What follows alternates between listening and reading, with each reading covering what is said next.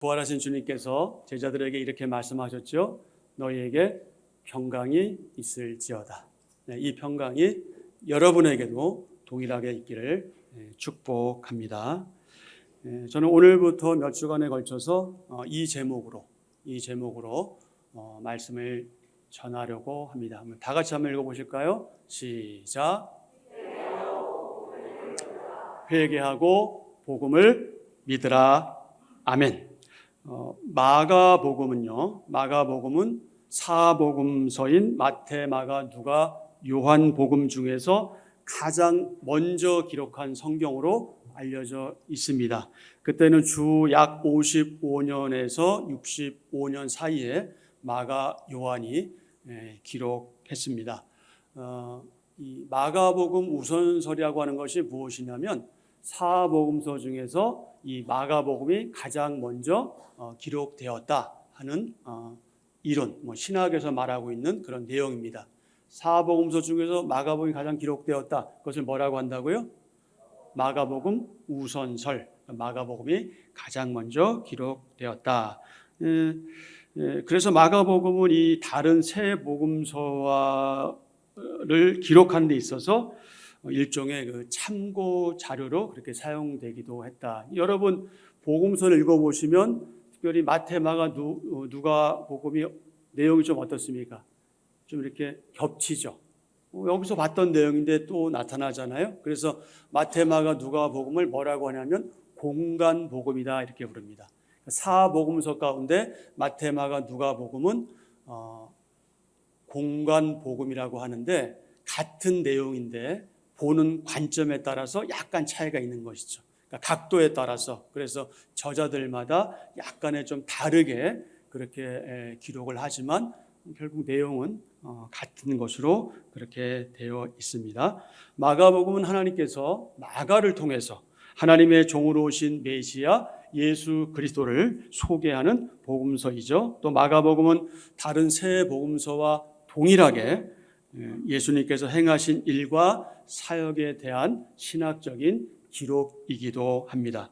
마가복음에는 신속성과 빠름을 나타내는 부사가 나옵니다.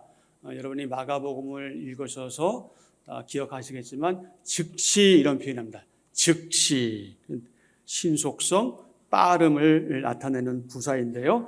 예수님의 그 선한 행동을 중심으로 그분의 사역을 중심으로 복음이 전개되어 있고 그 복음이 전개되는 과정이 매우 빠르게 급진적으로 진행되고 있음을 보여주는 단어가 바로 즉시라는 단어입니다. 게다가 마가복음에는요, 놀라운 기적을 행하시는, 그 엄청난 기적을 행하시는, 사람의 이성으로서는 도무지 납득도 안 되고 이해도 안 되는 그런 기적을 행하시는 예수님의 능력, 그리고 역동적으로 하나님의 나라가 확장되어 가는 그런 과정과 모습이 그려져 있습니다.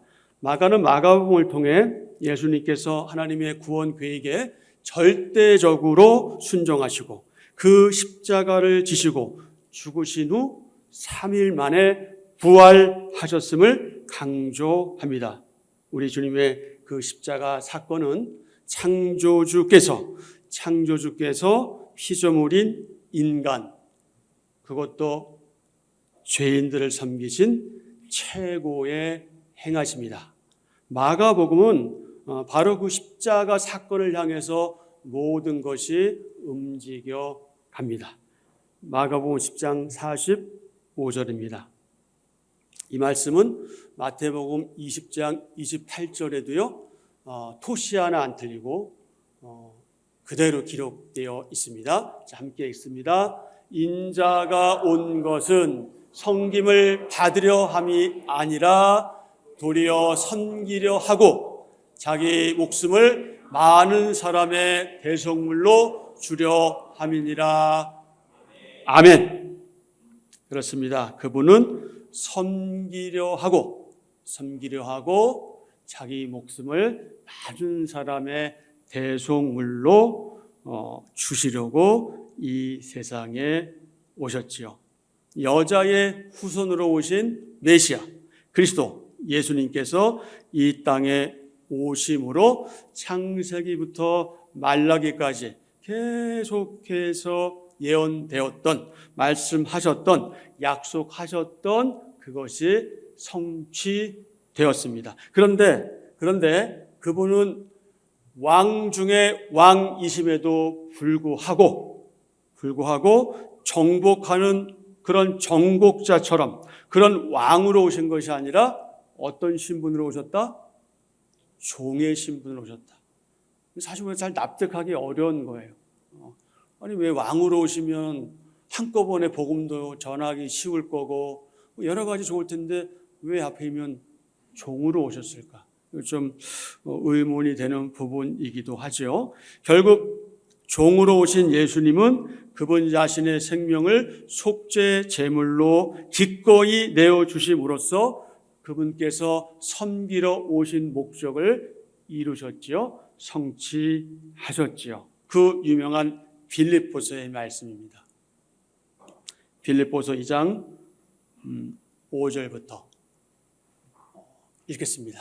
너희 안에 이 마음을 품으라. 곧 너희 예수의 마음이니 그는 근본 하나님의 본체시나 하나님과 동등됨을 취할 것으로 여기지 아니하시고 오히려 자기를 비워 종의 형체를 가지사 사람들과 같이 되셨고 사람의 모양으로 나타나사 자기를 낮추시고 죽기까지 복종하셨으니 곧 십자가에 죽으심이라. 아멘. 아멘. 그러므로 하나님의 사람인 모든 그리스도인들 그리고 저와 여러분 우리는 이 예수님을 본받아 늘 이 종의 자세로 이 낮은 자의 자세로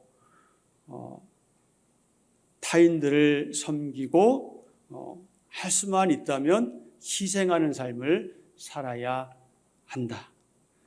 요즘 사람들의 생각과는 너무 다르잖아요.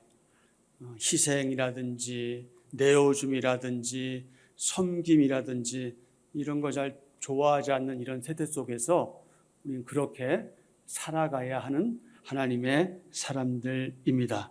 마가는 넓게는 모든 인류 가운데 이 세상에 있는 모든 사람 가운데 선택된 죄인들 또 좁게는 하나님을 믿는 선택하신 자들을 죄에서 구원하시기 위해 그 십자가를 향해 움직이시는 주님의 그 움직임, 주님의 사역에 그 초점을 맞추고 있습니다. 그러면서 동시에 마가는 이른바 제자도에 대해서 초점을 맞추고 있습니다. 이것은 제자의 의미를 새롭게 확인할 필요성이 있었기 때문입니다. 무슨 말이냐? 그리스도인들이 이 실제 생활 속에서 복음에 대해서 적대적인, 그러니까 복음을 받아들이지 않고 복음을 믿는 사람들을 심하게는 핍박하고 힘들게 하는 그런 열악한 환경에서 생활하다 보니까 우리가 주님을 따르는 게 과연 무엇인가? 주님을 어떻게 따라 살아가야 하는가? 이런 것들에 대해서 바른 이해가 요구되었기 때문에 특별히 마가는 이 제자도에서 이런 내용을 강조하고 있는 것을 볼 수 있습니다. 여러분 마가복음이 어떻게 시작하고 있습니까? 1장 1절에 보면 하나님의 아들 예수 그리스도의 복음의 시작이라. 아멘. 예수 그리스도는 누구십니까? 하나님의 아들이십니다. 그러면서 동시에 그분은 사람의 아들이기도 합니다. 그래서 예수 그리스도께서 참 하나님이시고 참 사람이시다 하는 것을 신학적으로 예수 그리스도의 이성 일인격이다 이렇게 부르기도 합니다. 우리는 그 사실을 믿는 그분의 사람들입니다. 혹시 여러분이 나중에 이 한빛전원교회 공동체를 떠나게 돼서 교회를 선택하게 될 때 이거를 물으셔야 돼요. 이 교회는 사도신경을 믿고 고백하는가? 그리고 예수 그리스도의 이성 일인격을 믿고 있는가? 이게 매우 중요하기 때문에 그것을 물으셔야 합니다. 그리고 적어도 그 두 가지를, 그리고 또 한 가지 삼위일체를 믿는다라고 한다면 여러분 좀 안심하고 그곳에서 함께 신앙의 교제를 나눠줘도 좋습니다. 그런데 이 세 가지가 충족되지 않거나 이 중에 한 가지라도 충족되지 않는다면 여러분 그곳에 발을 들이시면 안 됩니다. 안 됩니다. 그만큼 예수 그리스도가 참 하나님이시고 참 사람이시다는 이 교리는 너무나 중요하기 때문에 이렇게 말씀을 드립니다. 이렇게 그분의 복음이 시작되었는데 본문의 말씀의 배경과 동일한 내용이 있습니다. 병행 구절인 마태복음 4장 12절부터 17절인데요. 12절과 17절만 읽겠습니다. 12절, 예수께서 요한이 잡혔음을 들으시고 갈릴리로 물러가셨다가 17절, 이때부터 예수께서 비로소 전파하여 이르시되 회개하라, 천국이 가까이 왔느니라 하시더라. 아멘. 사랑하는 여러분, 저는 복음을 믿습니다. 여러분도 믿으시죠? 여러분도 믿으실 줄 압니다. 이 복음을 수용하고 받아들이고 믿는 사람들에게 이 복음은 너무 놀랍고 뭐라고 할까, 너무 신비롭고 너무 새롭고 그런 기쁜 소식입니다. 하지만 이 복음을 받아들이지 않는 분들에게는 별 의미가 없는 거죠. 그냥 시큰둥하고 별 재미 없는 거죠. 도대체 복음이 뭔데 저 사람들은 저렇게 살아가나? 나랑은 아무 관계가 없다. 그렇다면 여러분은 이 새롭고 놀라운 기쁜 소식을 알고 있고 이미 들었고 믿는 사람으로서 그 복음이 없이 하루 1시간, 10분, 1분, 1초 복음이 없이 살아갈 수 있습니까? 없는 사람들이거든요. 우리 복음 없이 살아갈 수가 없는 사람이에요. 우리는 도무지 내 힘으로만은 살 수 없다는 것을 이미 고백했어요. 여러분은 그 단계를 이미 넘어선 분들이에요. 그래서 우리는 복음을 위해서 복음 때문에 그렇게 어제도 살았고 오늘도 살아가고 내일도 그렇게 살아가게 될 겁니다. 여러분, 우리는 주님 한 분만으로 충분하다고 이미 다들 고백하셨죠? 우리 주님이 없이는 살아갈 수가 없어요. 각자 개인적인 경험이나 체험은 다를 수 있지만 주님 없이는 우리는 정말 살아갈 수 없어요. 주님이 안 계신다면 우리는 물러날 것도 없어요. 더 이상 이제는 물러날 것도 없고 물러날 수도 없어요. 왜 그렇습니까? 오직 그 복음이신 예수님께서 저와 여러분의 모든 것이고 전부이기 때문에 그래요. 이게 우리가 믿는 바예요, 여러분. 여러분이 이것을 믿고 교회 생활을 하시고 하나님 나라를 지금 기다리고 있는 겁니다. 그럼 복음이 무엇입니까? 복음. 미국 사람들은 굿뉴스라고 하는데 우리 그것을 뭐라고 부릅니까? 좋은 소식이다. 기쁜 소식이다. 뭐가? 복음이. 그럼 복음이 왜 좋은 소식이고 기쁜 소식이냐? 한마디로 말하면 뭐예요? 우리가 하나님의 그 은혜로 구원을 받았고, 이미 구원을 받았고, 그 다음에 우리에게는 영생이 보장되어 있기 때문에 그것이 기쁜 소식. 만약에 여러분 그게 없다면 여러분 사실 이 자리에 있을 이유가 없어요. 여러분 왜 이 자리에 있습니까? 이걸 믿기 때문에 이 복음이 우리 가운데 용서숨치고 뭔가 우리를 계속 이끌어주고 도전하기 때문에 여러분은 복음을 믿는 대로 이 자리에 나와서 예배하고 또 성도들의 교제를 나누고 있는 것이죠. 복음은 죄로 인해 죽을 수밖에 없었던 그런 존재가 아니라 죽었던 존재. 이미 죽었던 아무런 소망도 희망도 없는 그런 영원히 죽었던 죄인들을 대신해서 메시아 그리스도 예수님께서 그 십자가에서 그분의 사람들을 대신하여 못 박혀 피 흘려 죽으신 대속 사건이다. 복음은 바울이 에베소서 3장 9절에서 증거한 바와 같이 영원부터 하나님 속에 감추어졌던 비밀의 경륜이다. 하나님의 섭리로서 하나님의 우주 통치에 대한 계획과 관리, 이것이 비밀의 경륜이라고 한다면 직역성경 에베소서 3장 9절은 이렇게 번역하고 있습니다. 자, 함께 읽습니다. 시작.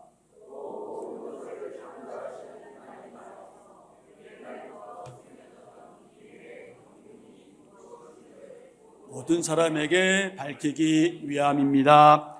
아멘. 그런데 에베소서 3장 5절 6절에 의하면 복음은 이 구약 시대를 비롯한 다른 세대에서 사람의 아들들이, 그러니까 이방인들이죠, 믿지 않는 사람들에게는 알려지지 않았었죠.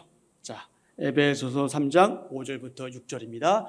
자, 시작. 이제 그의 거룩한 사도들과 선지자들에게 성령으로 나타내신 것 같이 다른 세대에서는 사람의 아들들에게 알리지 아니하셨으니 이는 이방인들이 복음으로 말미암아 그리스도 예수 안에서 함께 상속자가 되고 함께 지체가 되고 함께 약속에 참여한 자가 됨이라. 아멘. 하나님께서 구약 성경, 특별히 율법서인 모세오경, 창세기, 출애굽기, 레위기, 민수기, 신명기, 토라라고도 하는데요. 이 모세오경과 시편과 또 선지자들을 통해 약속하신 그 복음의 주체이신 메시아 그리스도 예수님, 그분을 때가 되어 신약 시대에 보내주심으로 그 약속의 말씀이 성취되었습니다. 사도행전에 의하면 승천하시면서 누가? 주님께서 승천하시면서 다른 보혜사이신 성령님을 보내주신 이후 구체적으로 교회 공동체가 설립되었고 제자들과 사도들을 비롯한 모든 세대의 하나님의 사람들에게 복음이 구체적으로 알려져서 오늘에까지 이르고 있습니다. 이렇게 복음은 좋은 소식이고 기쁜 이야기로 거저주시는 하나님의 은혜의 선물이다. 그래서 바울의 경우에 그는 빚진 자의 마음, 빚진 자의 심정을 가질 수밖에 없었습니다. 그는 모든 이들에게 이 빚진 자로서 이 복음을 전하지 않으면 견딜 수 없었다. 로마서 1장 14절입니다. 헬라인이나 야만인이나 지혜 있는 자나 어리석은 자에게 다 내가 빚진 자라. 빚진 자라. 그러니 어떻게 해야 된다는 거예요? 그 빚을 갚아야 되겠다. 복음을 전하지 않을 수 없다는, 복음을 전해만 한다. 에베소서 3장 7절부터 9절 어떻게 시작하고 있습니까? 무엇을 위하여? 이 복음을 위하여. 바로 이 복음을 위하여 계속이요. 그의 능력이 역사하시는 대로 내게 주신 하나님의 은혜의 선물을 따라 내가 일꾼이 되었노라. 모든 성도 중에 지극히 작은 자보다 더 작은 나에게 이 은혜를 주신 것은 측량할 수 없는 그리스도의 풍성함을 이방인에게 전하게 하시고 영원부터 만물을 창조하신 하나님 속에 감추어졌던 비밀의 경륜이 어떠한 것을 드러내게 하려 하심이라. 아멘. 오늘 본문 말씀 마가복음 1장 14절 15절에서 주님께서는 하나님 나라의 복음을 선포하셨고 복음을 믿으라 이렇게 도전하셨습니다. 복음은 복되고 좋은 소식입니다. 하나님이 우리에게 주신 구원에 관한 기쁜 소식입니다. 그렇습니다. 복음은 하나님께서 메시아 그리스도를 통하여 우리를 구원하시기 위해 행하신 그 큰일에 대한 기쁜 소식이다. 그러므로 복음은 메시아 그리스도에 대한 선포이며 증언이다. 물론 그 당시 현상적인 상황으로 볼 때, 그 당시 형편으로 볼 때 하나님께서는 그 메시아를 부끄럽게도 나무에 달려 죽게 하셨지요. 그래서 사탄이 뭔가 자기가 승기를 잡은 것처럼 창세기 3장 15절의 예언의 말씀대로 이 뱀이 마치 여자의 후손의 발꿈치를 문 것처럼 그 자기가 승리한 것처럼 이 착각하게 하는 그런 일이 잠깐 있었지만, 그래서 예수님께서 잠깐 동안 패배한 듯 그렇게 보였지만, 하지만 주님께서는 무덤에 장사된 지 사흘 만에 죽은 자 가운데서 다시 살아나셨습니다. 부활하셨습니다. 그래서 그것으로 인하여 지금 우리가 믿고 있는 기독교는 절정에 이르게 된 것이죠. 그러므로 복음의 핵심은 무엇이냐? 아니, 복음의 핵심은 누구냐? 일단 복음의 주체는 누구시다? 예수 그리스도이시다. 그리고 그분이 행하신 일이 무엇이냐? 바로 성육신 하셨다. 이 세상에 오셨다. 하나님이신 그분이 사람으로 오셨다. 그것도 종의 신분으로 오셨다. 그 다음에 그 십자가를 지셨고 그리고 부활하셨다. 그리고 어떻게 하실 것이다? 재림하시고 그 후에 심판하실 것이다. 이것이 복음의 핵심이에요. 그것이 어디에 있어요? 우리가 늘 고백하는 사도신경에 이 내용이 그대로 담겨져 있거든요. 그래서 사도신경을 고백하는 것은요, 우리가 진심을 다해서 해야 되는 것이고요, 마음을 다해서 해야 되는 것이죠. 왜? 그것이 우리 복음에 대한, 또 내가 믿고 있는 그 신앙에 대한 복음의 절정, 아주 핵심이기 때문에 그런 것이죠. 사도행전의 증언에 의하면 이 초대교회 당시에 기독교는 아주 급작스럽게 이 세상에 선을 보였습니다. 그 좋은 소식은 그리스도인, 기독교인으로 불리는 하나님의 사람들의 그 죽음을 불사하는, 그 죽음을 두려워하지 않는, 지금은 그런 걸 잘 안 해주는데, 여러분, 왜 몇십 년 전에 이게 뭐 성탄절 같은 거 특히 하면은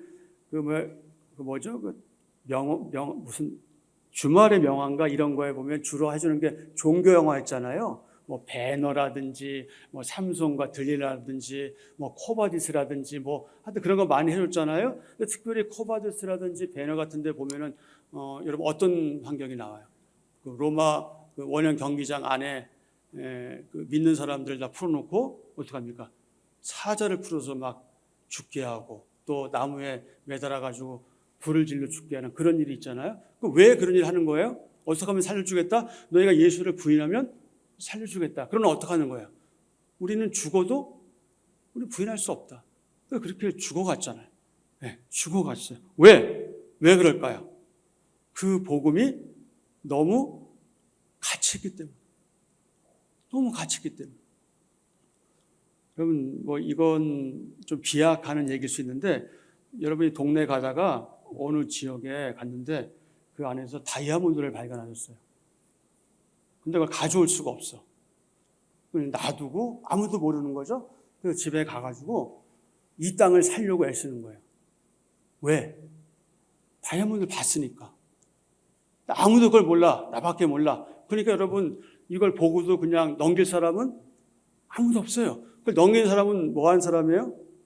바보죠. 그러니까 우리가 돈이 없더라도 진짜 과부 달러빚 내서라도 어떻게 하는 거예요? 왜 사는 거예요?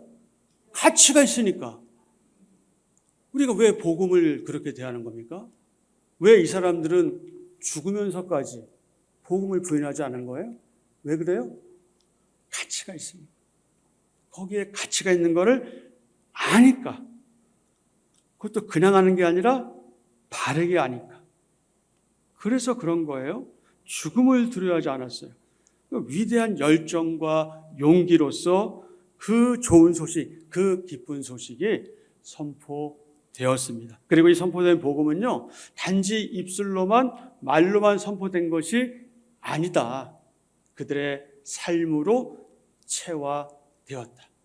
그들이 믿고 있는 바를 그들의 삶의 현장에서 그렇게 실천해 나가니까 사람들은 납득했고요, 사람들은 믿었던 거죠.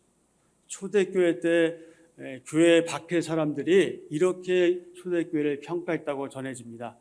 야, 저들을 봐라. 저들이 얼마나 서로를 사랑하는지. 저들이 얼마나 저들 서로를 사랑하는지. 그러니까 서로를 사랑한다는 것의 전제가 무엇이에요? 이미 그들은 하나님을 사랑하고 있기 때문에 그 사랑으로 서로를 사랑하는 것이죠. 그것을 누가 본 거예요? 믿지 않는 사람들이 본 거예요. 그래서 어떻게 한 거예요? 칭찬한 거예요. 그렇게 믿는 사람들을 싫어하고 그렇게 믿는 사람들을 핍박하면서도 그 사람들 보니까 뭔가 다르고 뭔가 좋은 거죠. 그 당시에 로마가 얼마나 성적으로 타락했습니까? 지금 이 시대도 그 성적인 타락을 닮아가고 있는데 적어도 로마인들 가운데 그래도 생각이 있고 깨어있는 사람들은요, 며느리를 믿는 사람을 구했다고. 그러면서 로마 가정들이 변화되어 가기 시작했고 복음이 그렇게 로마에 전파되기 시작한 거죠. 사랑하는 여러분, 저와 여러분, 우리는 하나님의 사람이요 인격적인 성전이며 교회요 성도입니다. 이런 정체성을 가진 저와 여러분, 우리는 이미 임한 하나님의 나라, 그러나 아직은 완전하지 않은 하나님의 나라 천국에서 살고 있습니다. 그래서 지금 우리가 있는 곳이 어디다? 이것이 이미 임한 하나님의 나라다. 여기가 하나님의 나라예요. 그러나 완전하게 임하진 않았어요. 그때가 언제예요? 주님께서 재림하실 때. 이 모든 것이 밝히 드러나게 될 겁니다. 그때 우리의 믿음이 비로소 다 밝혀지게 될 거예요. 우리는 그날을 기대하며 살아갑니다. 천국, 하나님의 나라가 의미하는 것은요, 하나님의 주권적인 통치, 그분의 다스림. 그러니까 지금 우리 가운데 하나님의 통치와 그분의 다스리심 가운데 우리가 그렇게 순종하며 살아간다면 이미 하나님의 나라가 우리 가운데 임해 있는 것이란 말이죠. 그리고 이 하나님의 나라의 또한 다른 의미는 무엇이냐면 통치자와 주권자 되시는 그 하나님과 우리 성도들, 여러분 개개인과의 인격적인 관계, 그것을 의미하기도 합니다. 물론 하나님의 나라는 현재 우리가 살고 있는 이 세상과는 너무 본질적으로 다르죠. 게다가 하나님의 통치나 하나님의 주권이나 이런 것들도 이 세상의 정치적인 그 의미와는 근본적으로 다릅니다. 그래서 이 세상의 종말을, 이 세상의 마지막을 앞두고 살아가는 저와 여러분, 우리 성도들은 이 하나님의 나라에 대해서 바르게 알고 바르게 이해하고 바르게 믿어야 한다. 왜요? 그래야 바르게 신앙생활이 가능하기 때문에 우리가 아는 만큼 하나님을 제대로 잘 섬길 확률이 많아집니다. 그러나 우리가 모르면 모를수록 하나님을 아는 그 너무나 아름다운 그 복된 지식에서 점점점 멀어질 수밖에 없겠죠. 그래서 교회는 좀 더 성숙한 분이 있고 좀 성숙하지 않은 분들이 있기에 그래서 어려움이 있어요. 이걸 좀 더 심각하게 말하면 가라지가 있고 알곡이 있습니다. 그러나 우리 서로 판단해서는 안 된다. 그래서 먼저 앞서간 분들은 어떻게 해야 된다? 아직 그러지 못한 분들을 좀 이해하고 좀 관용하고 좀 받아들이고, 예? 그분들의 그 굽어진 무릎을 좀 일으켜 세워주고 좀 어깨 좀 두들겨 주면서 포옹하고 그렇게 같이 가자 이거예요. 예? 그게 먼저 간 분들이 마땅히 해야 될 일이에요. 근데 아직 좀 그렇지 못한 분들은 제발 좀 시기하지 마세요. 제발 먼저 간 사람들 시기하거나 앞에 가서 일하는 사람들 괜히 여기저기 가서 말 옮기고 그런 일 이제는 해서는 안 됩니다, 여러분. 그런 교회는 성장이 더뎌요. 어렵습니다, 여러분. 교회가 하나 되기가 어려워요. 언제까지 그런 일을 반복할 거예요? 언제까지 어린 나이에 그 자리에 앉아가지고 계속해서 그렇게 생활하실 거냐 말이죠.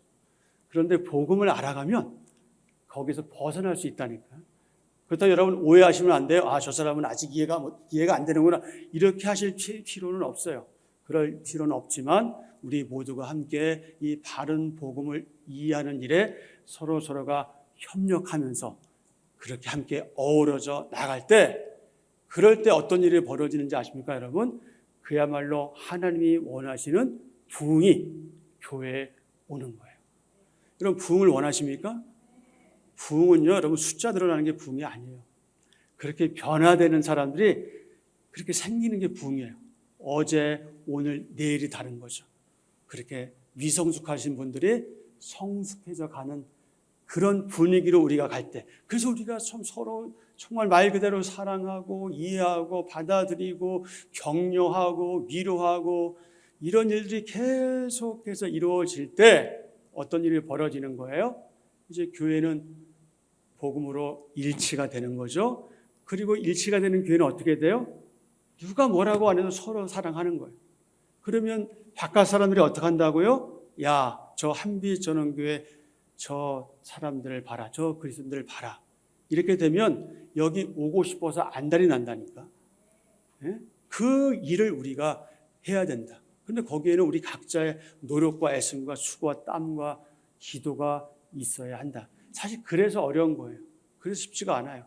모든 지체들이 다 협력하여 선을 이루면 좋은데 어느 분들은 이런 사정 저런 사정에 의해서 함께하지 못하는 그런 아쉬움이 우리 가운데 있기 때문에 나오지 못한다고 안 보인다고 판단하고 평가할 필요 없이 모인 분들이 최선을 다해서 열심히 해 나가면 되는 것이죠. 예수님 당시에 유대인들은요, 하나님 나라에 대해서, 천국에 대해서 좀 왜곡된 생각을 하고 있었던 것 같아요. 편견, 잘못된 생각을 가지고 있었던 거죠. 그들이 원했던 하나님 나라는 뭐냐? 눈에 보이는 거예요. 눈에 보이는 거. 다시 말씀드리면 그들이 원했던 하나님 나라는 말하자면 메시아가 오셔서 로마를 물리치고 그 메시아가 이스라엘의 왕권을 다시 되찾는, 마치 그 다윗과 솔로몬 시대의 복귀, 그것을 꿈꿔왔던 거예요. 하지만 그것은 하나님 나라를 잘못 이해하고 있었던 것이죠. 하나님의 나라는 이미 예수 그리스도께서 성육신하시고 특별히 회개하라 천국에 가까웠느니라 복음을 믿으라고 도전하신 그때를 중심으로 구체적으로 임했는데, 자기들 앞에 하나님의 나라가 임했는데, 복음이 임했는데, 복음의 주체이신 예수 그리스도 메시아가 자기들 눈앞에 나타났는데 그만 그들은 그것을 발견하지 못하고 그 귀한 보석을 발견하지 못하고 놓쳐버린 것이죠. 구체적으로 앞으로 오게 될 그 미래적인 사건인 것도 그들은 알지 못했죠. 유대인들은 그 당시에 로마에 의해서 지배당하고 있었습니다. 로마뿐만 아니죠. 그 전부터 바벨론, 아수르, 메데파사, 또 어디입니까? 그리스, 헬라라고 불리죠. 이런 나라들에 의해서 계속 그 지배받고 약소국가의 서름을 받아왔습니다. 바로 이런 점에서 그들이 기다리고 대망했던 하나님의 나라가 왜곡된 것, 그건 이해할 수가 있습니다. 그들이 생각했던 하나님 나라는 정치적일 수밖에 없었죠. 그래서 우리는 이스라엘 백성들이 왜 그 당시에 하나님 나라를 이렇게 왜곡되게 생각했는가를 이해할 수는 있습니다. 하지만 여전히 아쉽죠. 그리고 지금 유대교는 아직도 누구를 기다리고 있습니까? 오실 메시아를 기다리고 있어요. 이미 오셨는데 2000년이 훨씬 지난 시간에 이미 우리 가운데 오셨는데 아직도 그들은 그 메시아를 기다리고 있으니 얼마나 불쌍한 사람들입니까? 그런데 우리는 그 이미 오신 메시아를 믿고 있으니 얼마나 복된 사람들입니까? 그들은 하나님의 나라가 오면 이방 세력과 불의한 세력들은 다 사라지고 자신들만이 살아남아서 완전한 승리의 기쁨을 맛보게 될 거다, 이렇게 기대했습니다. 그래서 이런 말하자면 시오니즘의 회복을 기대했죠. 자, 한번 다 같이 읽어보실까요? 분명히 메시아는 다윗의 후손으로 왕자의 신분을 가지고 왕국에서 태어날 것이다. 그리고 이제 바로 그 메시아가 이스라엘을 구원할 것이다.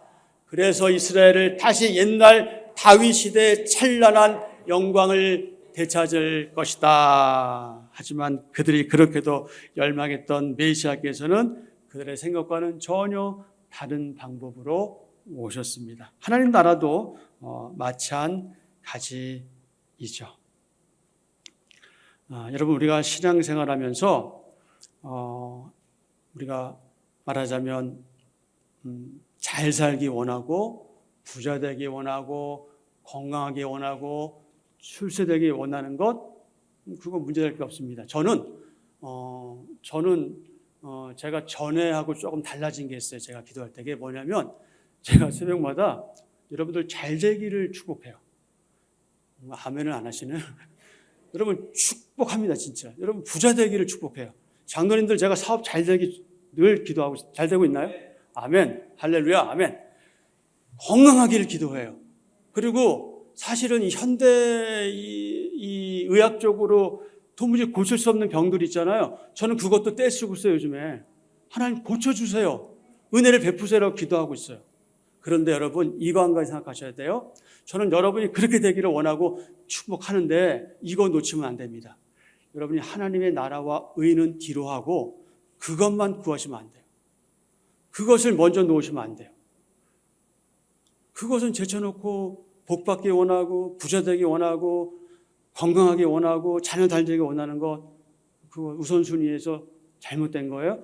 우선순위는 뭐예요? 하나님의 나라와 그 일을 구하는 거예요. 그런데 참 짓궂으신 예수님께서 뭐라고 말씀하시냐면 이렇게 말씀하세요. 너희가 하나님의 나라와 일을 구하면 그 나머지는 뭐라고 하신다? 어떻게 하신다? 다 더하실 것이다. 거기에 믿음이 있냐 없냐가 있는 거예요. 거기에 여러분의 믿음이 있냐 믿음이 없냐가 드러나게 되는 겁니다. 여러분 믿음이 있으시죠? 우선순위는 어디에 두어요? 하나님의 나라와 의에 두셔야 돼요.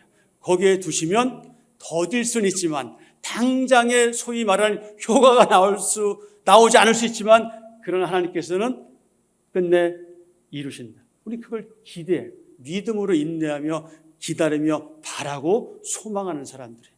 그런데 사실 우리 현장에서는 그게 얼마나 힘들어요. 갈등, 기다림, 인내 이런 게 쉽지 않지만, 그러나 그럼에도 불구하고 우리는 그렇게 기다림으로 나아가셔야 하고요. 동시에 여러분, 하나님을 도구로 삼지 마세요. 하나님은 그 알라딘 램프에 나오는 그 지니가 아니에요. 우리나라 전래동화에 나오는 도깨비 방망이, 그 도깨비가 아니에요. 이 치면은 내가 원하는 모든 게 나오는 그런 분이 아니에요. 내가 기도한 대로 다 이루시는 그런 하나님이 아니세요. 하나님을 도구 삼지 않기를 바랍니다. 여러분 가운데 그런 분이 없는지 제가 알고 있고요. 그리고 하나님에 대해서 알고 있다, 이해하고 있다, 믿는다 이렇게 하면서 잘못한 거나 편견을 가지고 있거나 잘못 이해하고 왜곡되게 믿어서는 안 되겠다. 그래도 제가 계속해서 강조하죠.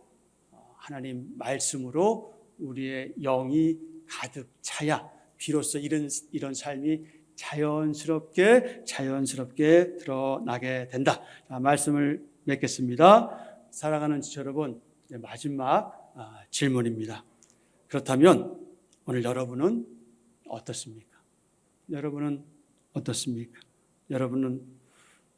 개인에게 복음은 무엇입니까? 여러분은 복음을 알고 복음을 바르게 믿고 바르게 이해하고 있습니까?